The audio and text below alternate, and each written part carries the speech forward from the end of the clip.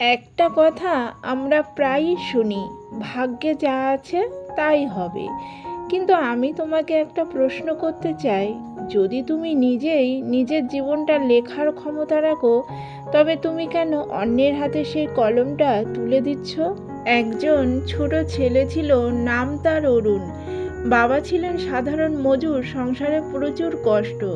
ক্লাসের বন্ধুরা যখন নতুন বই ব্যাগ নিয়ে স্কুলে যেত, অরুণের হাতে থাকতো পুরনো ছেঁড়া একটা ব্যাগ।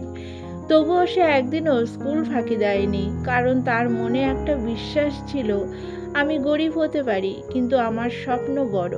একদিন স্কুলে শিক্ষক বলেছিলেন, যে নিজের ওপর বিশ্বাস রাখে তার জন্য কিছুই অসম্ভব নয়। সেই কথাটা যেন তার হৃদয়ে খোদাই হয়ে গেল। বছর কেটে গেল, অরুণ দিনে কাজ করত, রাতে পড়তো। সবাই হাসতো, বলতো তুই পারবি না, কিন্তু সে হাসি শুনেও থামেনি। আজ অরুণ একজন সফল ইঞ্জিনিয়ার। যে মানুষ একদিন বিদ্যুৎবিহীন ঘরে পড়তো, আজ সে শত শত মানুষের ঘরে আলো পৌঁছে দিচ্ছে।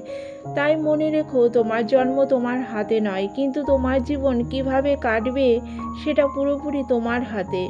যে নিজের উপর বিশ্বাস রাখে, সৃষ্টিকর্তাও তার ভাগ্য বদলে দেন।